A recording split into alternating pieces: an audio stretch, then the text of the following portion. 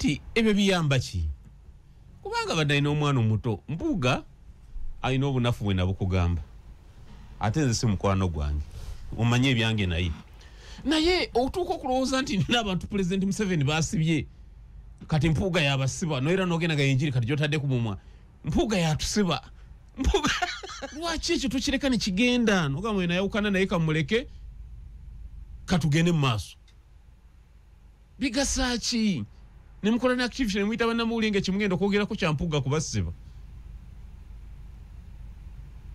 of all people nga lwaki asiba Seginya ne Sewanyana ne Seginya ne mukwano gwange nga teyakingamba babipa omanyika nkunyonyole tuyina problem buno bulimba President wa Nupi yalimbi Mia political charlatans bali abamalira abantu budde kupanga bibo story awo nti Mpuuga tumukube mu kazinga kire tumuyisemu biki nze Mpuuga ne mbate mukolagana naye siga nti mukolagane naye sibaga nti mulungi nnyo naye issue ikati ye project Yenze Haji Arun omusomi w'edduwa asangibwe Bulumagi ku luguudo lw'Ejjinja kola ku bintu ebyenjawulo ng'emuli endwadde zitawaanya abantu ababulijjo kola kwabo bonna abalina ebizibu mu mukwano bw'oba olina ebizibu mu mukwano jangu gyendi neeyonera nsobole okumalira ensonga kola ku mikisa egy'emirimu kola kwabo abaagala okugenda ebweru buntu nk'okozesebwa amajiini okozesebwa saitran ebyo byonna mbikolako osobola okukozesa ennamba z'olaba ku screen.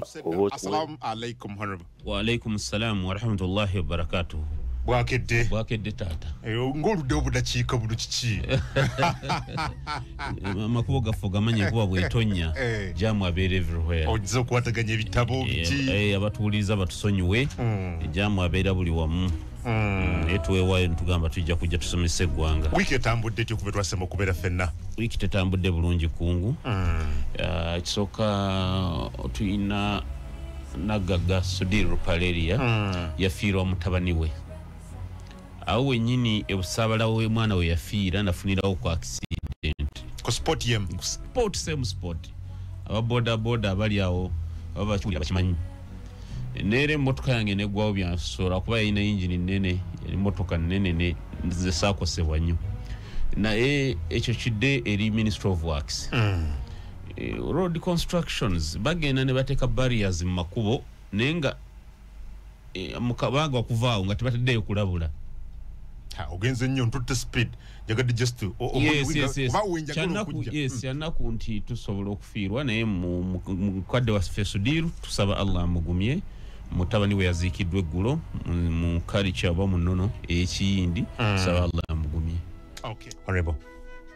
Yes Rajiv tugambye batuwuliriza kyannaku nti omuvubuka omuto bw'atyo yafudde ku myaka egyo abadde munnabyamizannyo ate nga y'omu ku bavubuka bannayuganda abakozi ennyo nga abadde akulira kampani za taata we kyannaku nti yafiiridde mu mbeera bw'etyo naye ate we yamaze okufa osipooti we yafiiridde kigambibwa nti mu byezi ebiri wafiiriddewo abantu 8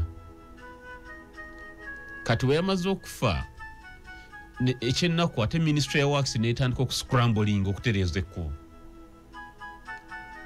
njagala abatuwuliza bankwate bulungi nti Ugandan government okubanga eneekola ekintu oba okukola ku nsonga eyo ensonga eyo inakumala kutwalira mu munene it's very unfortunate kubanga sport black sport yakatta abantu 8 bw'ofixinga ng'owomunana amaze kufa kiba kimalamu amaanyi enfeeyo y'okufa kw'abantu bwe batyo expressway because an expressway Mr. Kungu eteekebwawo kwanguya ntambula nga bw'owulira erinnya lyayo nti it's an expressway misinde kakati gw'okujja ate oteekemu barricades mu expressway nga totaddeyo na kirabula simanyi kigendererwa kyo kiki kibeera. Namba 2 nakugamba Mr. Kungu nti ova wano n'otuuka e Masaka n'osisinkana 9910 oba 9 oba 8 naye okuva wano n'otuuka e Masaka tekuli fire brigade tekuli ambulance but police esobola okuprosecutinga 99 oba 10 Yes. What does that speak to? What does that speak to Chechu? Ku seriousness ya government eri obulamu bwa bana Uganda. No, ekyo si priority. Priority ya government ya Uganda kwekumira mu buyinza. Bogende we expressways ezo naze basasulya kubanga ekuwo tulisasulya Mr. Kungu. Okuliyitako. Yatwewola n'okwewola ssente okulizimba. Lino kubaka ambulance, lino kubaka ekimotoka ekizikiza omuliro. Nga bannannyini kampuni eyo gye tusasula abali mu partnership ne Ministry of Works babigula kwa asibya bbeeyi. Emmotoka eyo kwata I don't think it was that instant. When I trapped inside, nugenda gulanda. Chanaku tusasira taata we n'ekyo bannayuganda kitulage nti ffenna twenkanankana. Injustice somewhere is injustice everywhere. Mr. Kungu kobenga oli mugagga nnyo nga obugagga bubuyiika buyiisi. Tobeeranga mu ggwanga lyo n'olaba ebitatambulanga bulungi n'osirika busirisi. Ffenna injustice esobola okututuukako ffenna ne tukwagula. Kyannaku nti omuvubuka w'emyaka 35 taata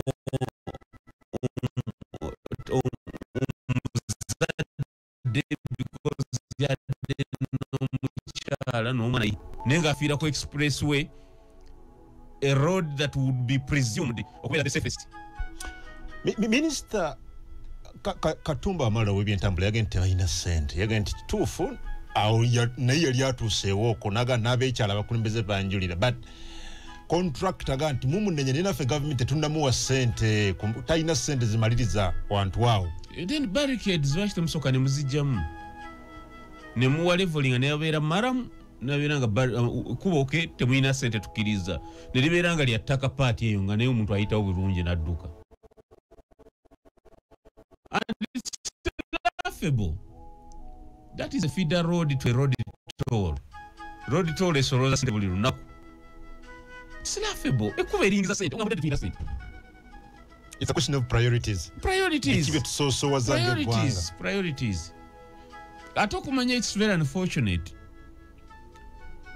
President waba ayitawo babijjawo ne bawalongoosa bulungi, bwambala okuyitawo ne babizzaawo. What is that? The reason lwaki babijjawo bakimanyi nti biri dangerous. So president waba ayitawo babagenyi abanene oba first family nga babijjawo, bamala bannayuganda balala nga babibaddizaawo. So bino ffenna tukifunemu ekyokuyiga. Nsasira abagagga kwagalana baani mikwano gy'omugagga Sudiru naye namwe muveeyo mutegeere. NRM structures yatandise kyawedde jjo alonze obukiiko bw'okubyalo tulina ebyalo 7,200. NRM egenda mu kalulu ka bonna ng'erina 3 ku buli kyalo. Ekyo kisoboka. That's about million 2,10,000. Anti ekyo kisoboka bo si kibiina. NRM refused ne state institutions zonna. They just make orders. Omuntu bonna bamanyi mu Uganda nti okusigaza omulimu oyina kuba n'ekitiketi ky'NRM ekyo. Kobe headmaster, kobe DPC, diso, giso, biki bonna abakozi ow'omuluka, ow'egombolola, buli mukozi wa government gwomanyi abalina okwetaba mu kalu k'NRM asigaza omulimu. Ekyo byangu ate waliwo government gye talina bakozi. Ekyo kyangu. Yeah, but you see, for them, they are organizing, they are planning. Yes. But kateka kuyingira kaluka biri muka. Yes. Muri kuchi. That problem weri. Opposition leaders, majority of our opposition leaders are political charlatans. Come again. They are political charlatans. Majority of our political leaders, opposition leaders. What does it mean? They are mere political charlatans. Charlatans. Chechi. Yeah, man, somebody pretending to be something yet he or she is not. Political charlatan. Most of the opposition politicians are political charlatans. Charlatans. A charlatan is a person who pretends to be something yet he or she is not that something is pretending to be. Google dictionary yangegamba a person falsely claiming to have a special knowledge or skill, pretending. They are not politicians. They are pretenders. political charlatans ebino okolebwa bana byafusi bye bakola bali mu birala kudo opposition nulira asuke kona lebo Kyagulanyi omulayi byalimu sorry abatuweza musonyi soko nulira lebo Kyagulanyi byalimu pure political charlatan. Honorable Kyagulanyi is a charlatan, is a political charlatan. Is a political charlatan. Why would you say that? Komuntu yakajja mbyufuzi bya Uganda. Tunuli abyalimu anti chechi yakajja chovola tanabiyiga kati ate he pretends nti abimanyi. He pretends okuba nti abimanyi. Byakola bye bijja mu season yeno gye tulimu. Biki byakola yegezeza. Tuyina akalulu kasembedde, akalulu ko wa president kagenda kutwala emyezi 2 n'ennaku 2. Obadde kimanya ekyo? Emyezi 2 n'ennaku 2 otalage district 14 mu mekeza Uganda. Olaba kisoboka? Bakuwe ennaku 63 oba 4 otalage district 14 mu meka. Olaba kisoboka? Ni omulabi juzi byalimu. Gwala ni jango yogera ni yabasiba. Yakozeje? Ala ni jangu. Nyonyola ani yabasiba. Mpuga yatusiba bambi ala daya agala kadi banoza bamukokinze wali tugenda kubuza wali ogamani yabasiba ga mpuga yatusiba.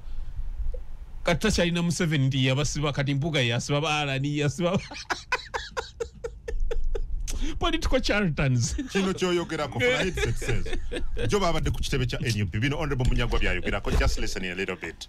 Kitibwa tetwagala okutobera abakulembeze botuwadde. Naye omumyuka oyo atusiba. Byanjogera honorable Sewanyana bya bulimbo babitufu. Bobo sobola sembera kwano.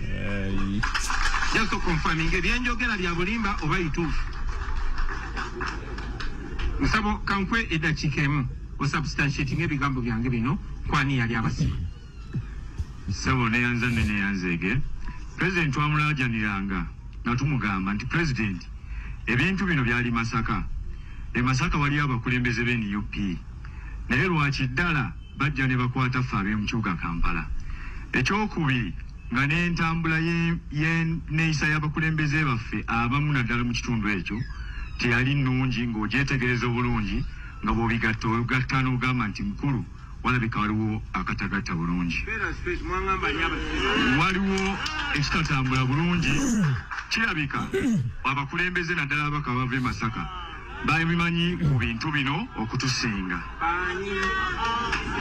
Waliyo Honorable Mpuuga ne wabeerayo Honorable Bwanika, waliyo Honorable Nakabuye, waliyo Honorable Kayemba Solo, waliyo ababaka abalala bangi naye ng'okusinga yali atukulembera mu Parliament ebiseera ebyo yali Honorable Mathias Mpuuga. Nebokuma, I understand si buli omuntu alina lunga gye nnyina. Nawe bali akati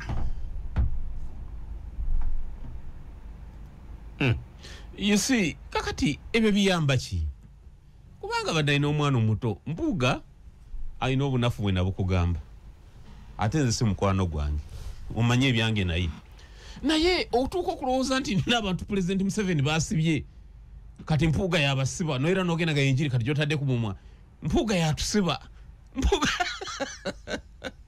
no Honorable, I don't know what you're faulting Bobby Wine because yabadde ayogera nti ba Honorable Sewanyana ne Ssegirinya mukomera bamugamba nga nti sebo webale kutulondera abantu naye deputy bwe buzibu tuli mukomera because of him nagamba nimba Sewanyana bwe mba nimba temwabingamba. What is wrong with that? Byetaagisa kyawo byadde bikola ki bigasa ki omanyi mu ntalo mu mateeka g'entayo you should always master the art of timing. Bigasa ki ssaawa zino ng'omulaba ali mu kuteeka abantu 3 ku buli kyalo.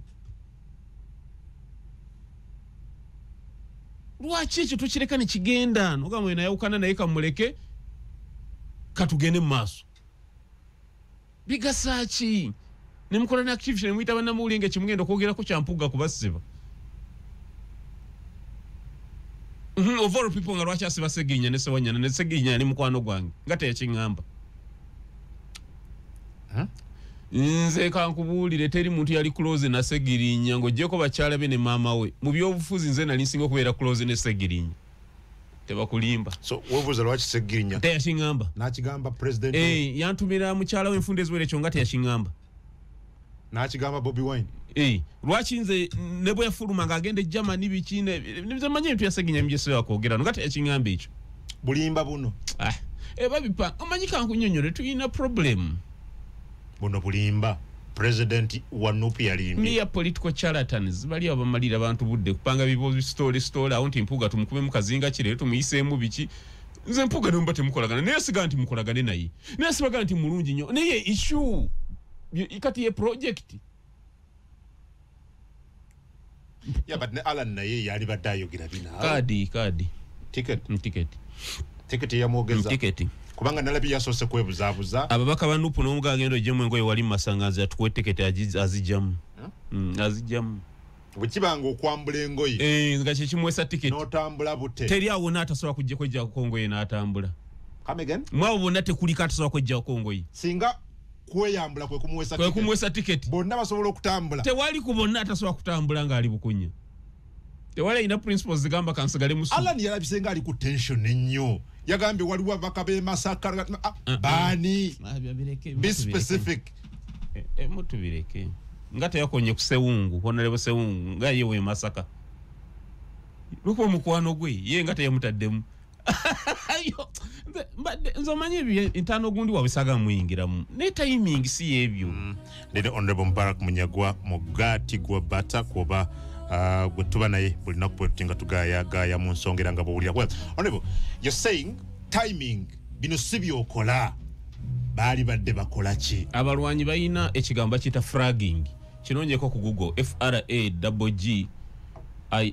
FRAGGING fragging with a double G fragging kiri wano kitege ndaba kuwa definition yakyo fragging abwentule wano ko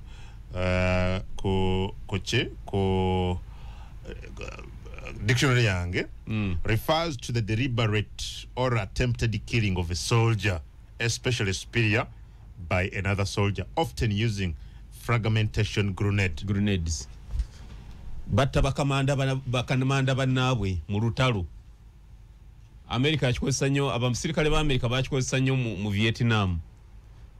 Gwe tulina obutakanya nti lelele twafunye obutakanya ku mainland tukankulinde Vietnam. Nga kwasuka ka grenade joli nga bagamba badui be bamuse bakikozesa nnyo nga balina mu ranks obutakanya nti ono tumusset tutya kati nekino ekiri mu NUP kita fragging yes Mpuuga ono tumusanyiza tutya completely kati ekikulaga na allegations ezikolebwa okuva emabega zonna bali just so kino kigero kya kutta Mpuuga kumutta politically si yeka n'abalala olusi abamukiririzaamu bo bafuna ekyabagala mutta kakati that is bwe butamanya bw'ebyobufuzi nga 1999 mu Gwokumeka zalina kuz'omwezi 2 Fred Gisa Rijema yali yakayingira Rwanda bazalina ku 2 kabayingide kilomita 6 mbuba kamanda banne Kano Bunyenyezi Meja Bengana n'abalala Chigambibwa mbu ne bamutemula nga bo balaba obwangu bayitamu kuba border post zino ne speed je bali badukirako nga bala mu nnaku 5 bajja kwamaza kukwata obuyinza oyo mululu ne gubakwata Fred Rijema yali kamanda wa Kisanyo abamanyi bamumanyi atenga talwanira abasirikale bayina engeri buli ranka wayina okubeera ku front ne Fred yalwanira mu maaso ne batekinga advantage ne bakosa advantage ne bamutta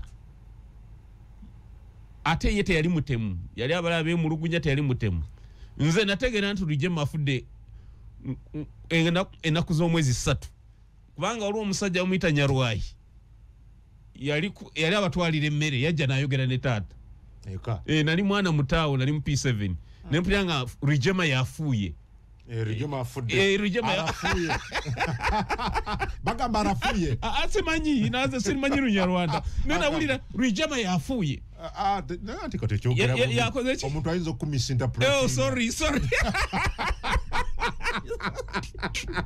Ogati.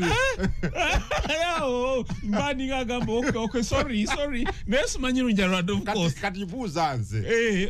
Bagamba tia. Rujema arafuye. Arafuye. Nawulira nali mutana nawulira Rujema arafuye. Nenda batata ngali depressed nnyo. Tata nenda bamaziga ge. Ninga chichi. Ninga mama tata akabi. Ne omusajja olinya lwaye agamba mbu Rujema arafuye. Ha mama naye nati mu mulanga. Namba naye kubanga bali bamwagala nnyo bwe batyo. Ati abebwanvu tondwala mbya family.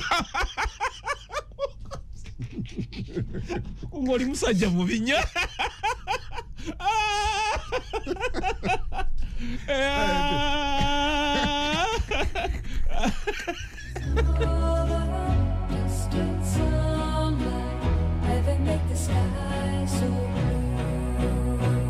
Konsenso zitukomyeo. Mbuzi za chibuzo.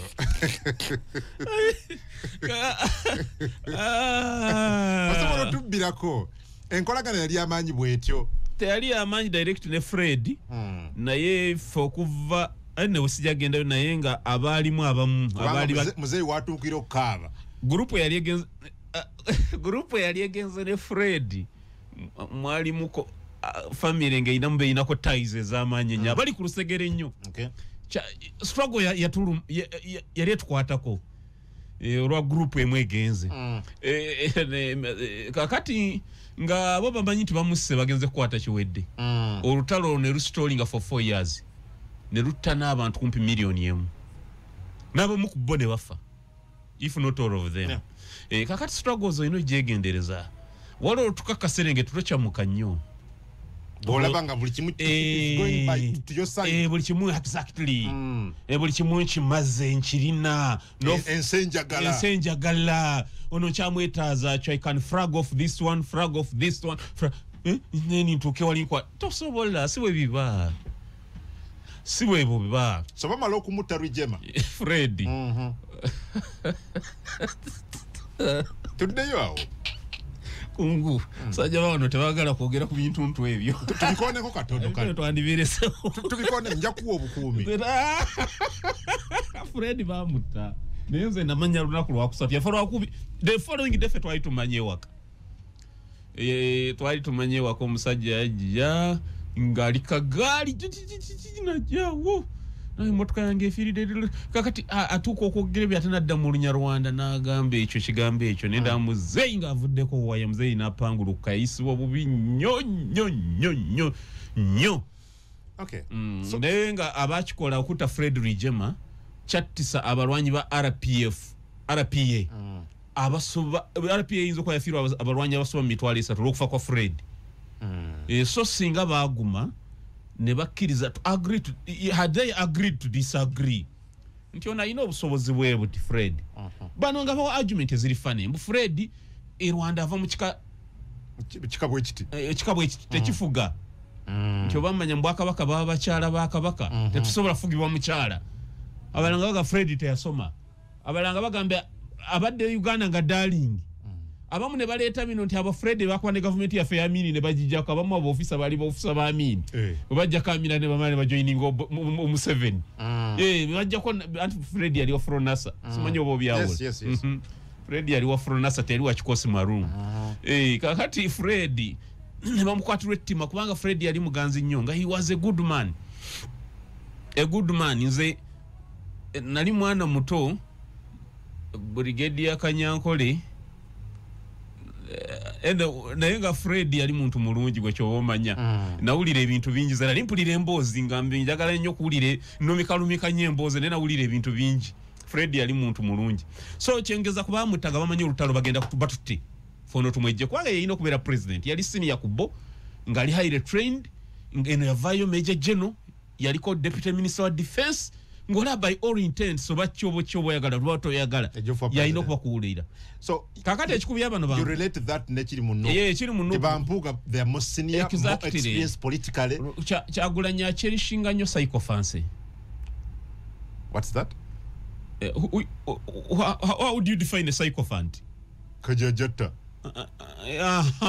Kyagulanyi ayagala nnyo abawuzi b'obulimi bw'oba tolirede kuwujja kanyama gw'olina okufuluma kubanga he has that I don't know which mu luzungu oyinza obayita ba praise singers. Exactly.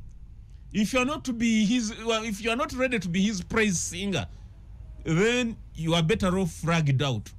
Kubanga tayagala alabisa bakuyita kulabisa tolabisa bakuyita kulabisa tomulabisa sintu bwaba ina kyakola ekitali kituufu tolina kumuga nti eyo nsobi olina kuyimba kutendereza exactly papa kyekyo exactly papa genda maaso exactly kakati ate ebigenda mujja ku mulamwa timing gye nakusookeddeko buli kimu bayina waliwo kye tuyita the master the art of timing nagambye mu mateeka g'olutalo mu ekiri you must master the art of timing yaki President Museveni ali mu regrouping anti yes let us attack kubanga nze kankubiri nze nkikunnyonnyola lwakuba si tekibayingira mu mitwe nobuusanyawo mpuuga n'omusanyawo kati completely struggle eba tewedde struggle teko makonde bompoka waliwo ekizibu ekinene exactly nobona okuba Joyce baagala oyo n'omusanyawo n'okumutta n'afa n'omuteeka mu ttaka Museveni ajja kusigalawo nze bayinza okuba balina weaknesses I agree but is this the timing?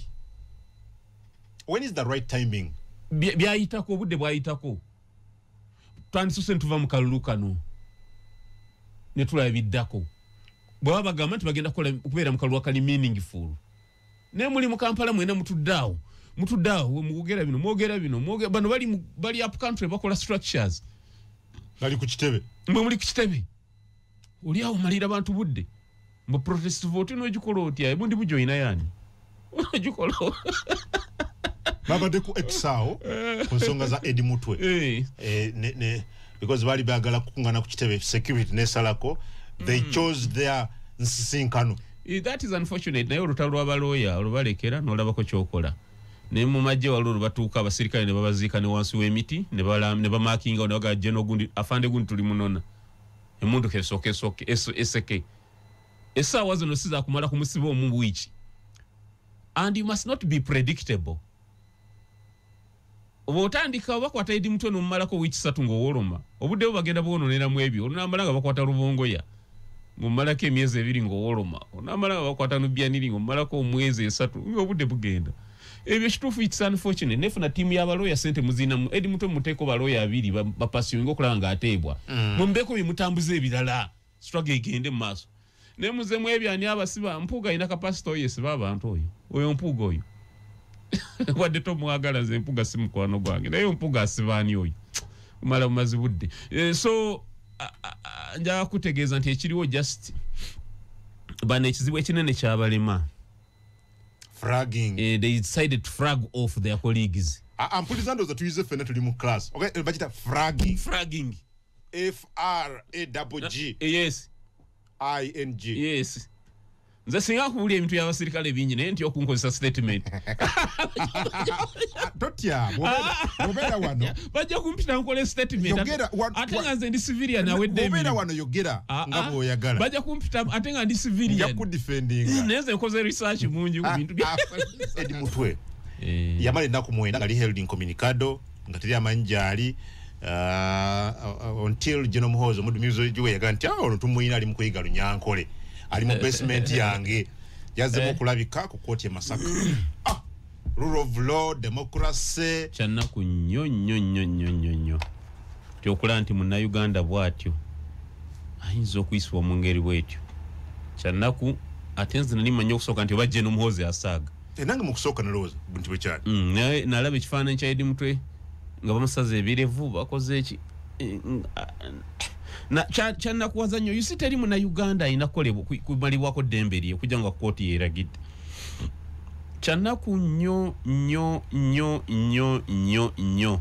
neera nze nsaba nuupu kino ekipasuwinge nga bwekitandise naye ate ne kubasiba abalabu baba bakola kubanga ekyennaku nti nuupu yo ku Eddie Mutwe yavuddeyo nnyo ate kubasiba abalala baze bakutteyo teyavaayo nnyo abaayo lwaki kuno oba olamaze okulaga nti bakamandazi bo abamu bazitowa okusinga abalala naye nga kyanaku nnyo nuupu kyenandigiwadde amagezi efune team yaba lawyer ngewerako aba lawyer nga 10 bateke government bwan enforcement of rights tuina kye tuyita the Enforcement of Rights Act etteke eryo lya signing mu mwaka gwa 2019 nga ligamba nti omuntu yenna anaatulugunyizibwa ng'eddembe eririnyiriddwa tawozesebwa nga mu kooti omulamuzi anaamuyimbulanga buyimbuzi.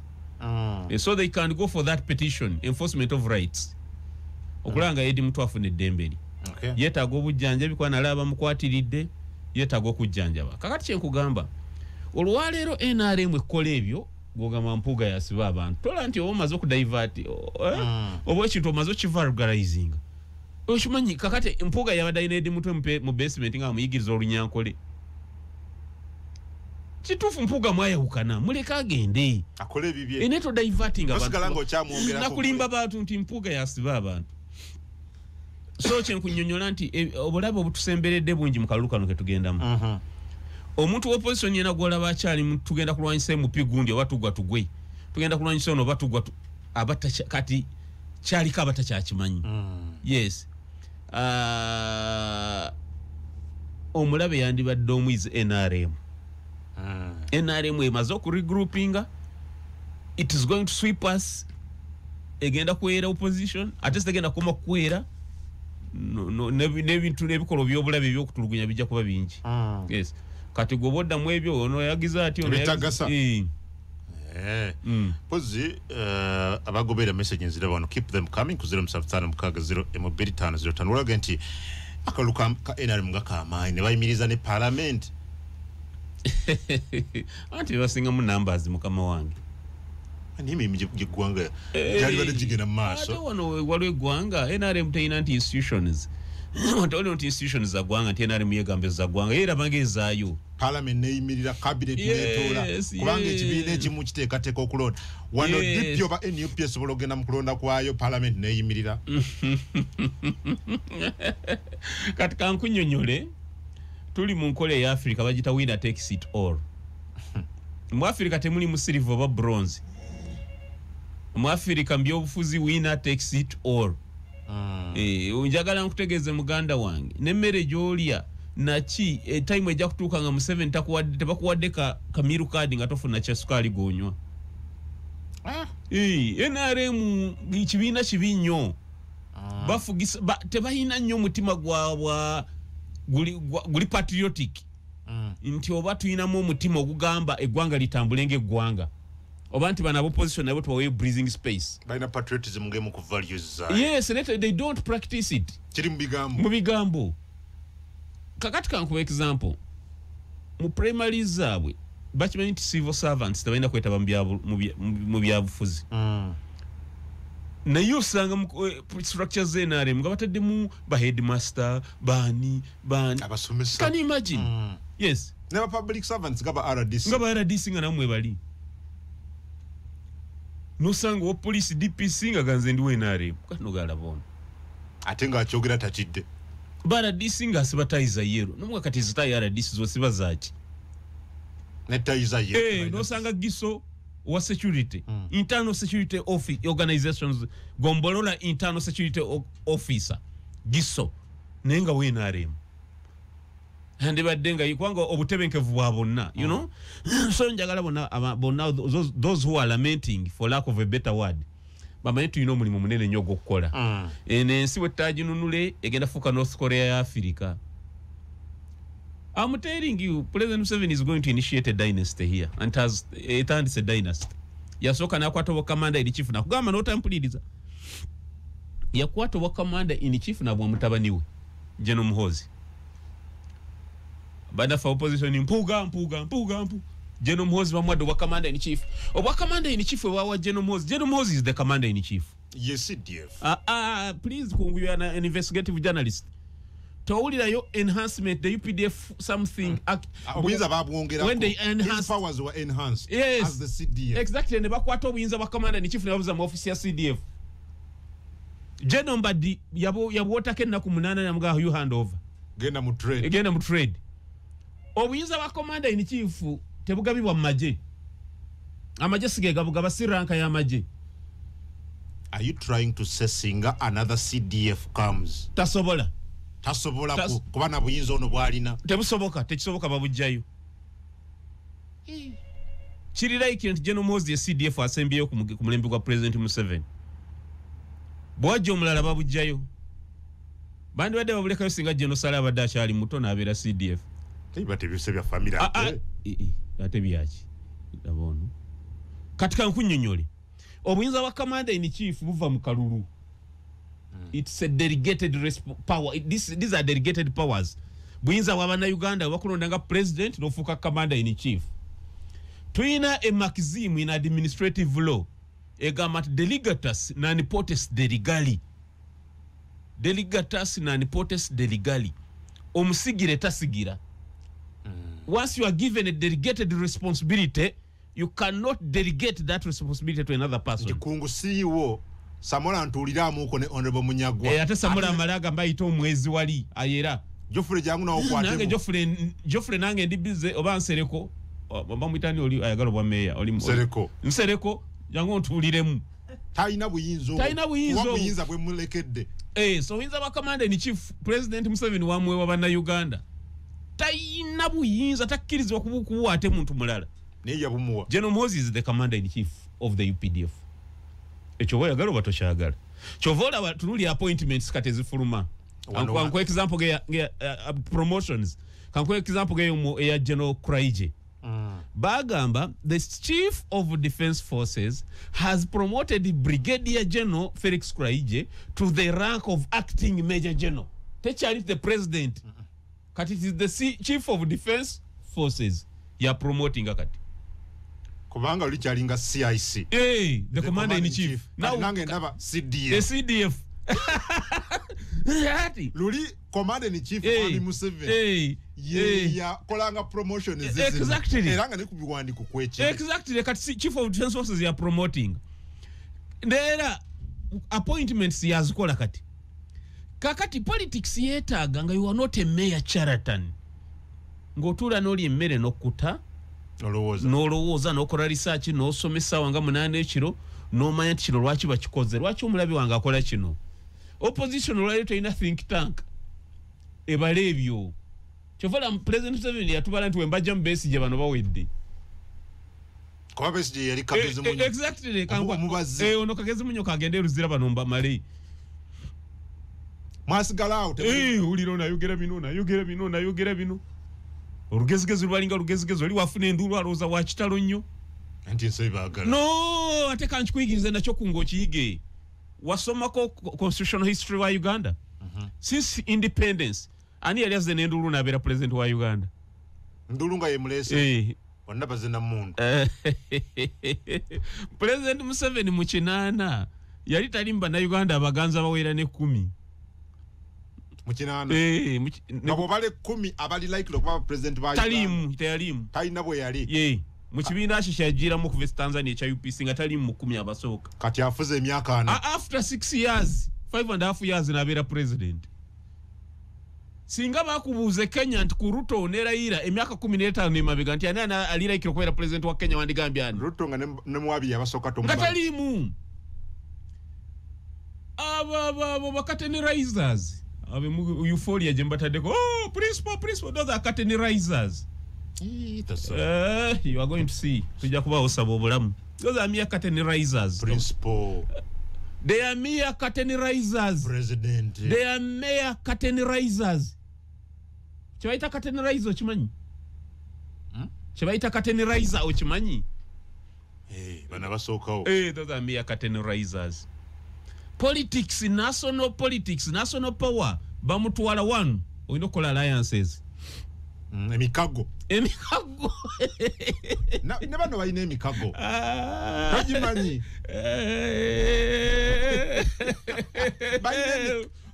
kungu byenjogera mbimanyi onatira kuyimba mukayimba kamaya maya anzala Amagulu gamulinga gamaya.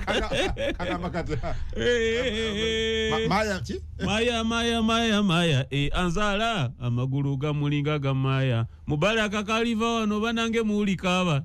Anzala amagulu gamulinga gamaya. Mulikabire myaka nga 8. Anzala amagulu gamulinga gamaya. Mubaraka kaliva wano myaka ngemeka. Mulikabire myaka nga 8. Kubanga yatubulira mbimanyi. Yetutamanyi. Mbimanyi abacategorizers bamwe singa bali bagezi bandi bade bankozesa nnyo nandi bayambye ebintu bingi. Manye mbimanyi. Chechigano genda yubawo magezi. Hello, this is denmarkofficial.com hitmaker nze kwendi wano ku Kabalega International Airport. Hoima listening the program of understanding. Big up Mr. Kuwan, Honorable Munyagwa. Good morning, Congo. I want just to appreciate Honorable for his wise words he gives to Ugandans. I am Osbat listening in from Kamocha. Thanks for the show, Mr. Adam, and greetings to Haji Munyagwa. I strongly agree with my brother Munyagwa on everything he has said, but I am humbly requesting for an appointment with my senior Haji Munyagwa, and I shall be very glad when my request is considered. I am Jacob from Entebbe. Nagama, some time ago I told you we are going the Cuban way or North Korean way. So in Congo, you will start clamping like those Koreans. Richard Katurumba, Kashari Jafari, Mr. Kungo, Honorable Munyagwa mbulire wachi abahus be Yemen bakoze endagaano ne America kyokka nga America agamba nti ejja kuba malawo. I think kitegeeza kyekyo. Hello Congo, thanks for the program. I would also wish my body to be burnt too. My ash kept for grandchildren. Chokes in Masinde. Hello Congo, thanks. This is Dixon Omubito from Chinyara. Sugar, why does government manage to waste 100 million on each MP and fail to put each money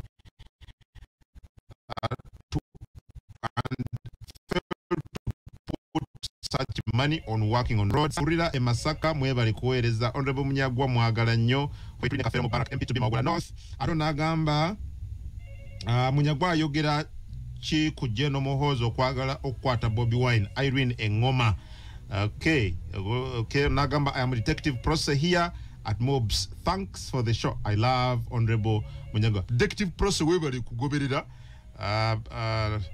Okay, Onagamba Adam nze ziwa Joseph Busagazi nambula buyikwe mu 2016 nalwaza muganda wange ne mutwala ekawolo lugaze mu ddwaliro nga kabuyonjo za kusasulira okutuusa leero. Annange tulabye nnyo. Okay, nze Kyagulanyi Center Robert ziwa Kyeyune Dalton Busagazi. Okay, kale webali nabala mwena.